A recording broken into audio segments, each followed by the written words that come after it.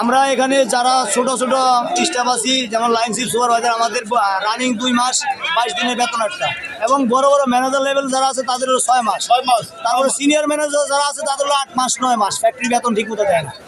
কাজ তো আমরা ঠিকই করি, ঠিক আছে, কিন্তু এখন পর্যন্ত কোনো স্যালারি হদিস নাই। আমাদের আজকেও বলে না যে স্যালারি কালকে দিবে, ঠিক আছে ভাই।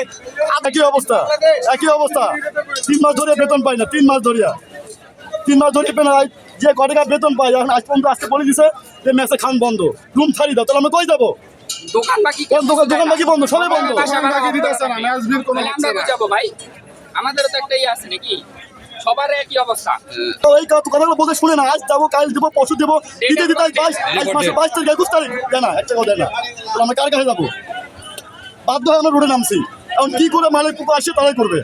কোন একটা আজকে বেতন দিতে, আজকে বেতন আমাদের কথা একটাই, কোনো কথা শুনতেছে না। বেতন লাগবে আমাদের, আর চাকরি থুক বা না থুক, এই টাকার পিছনে আমাদের টাকা লাগবে, বেতন লাগবে, হিসাব বেতন লাগবে।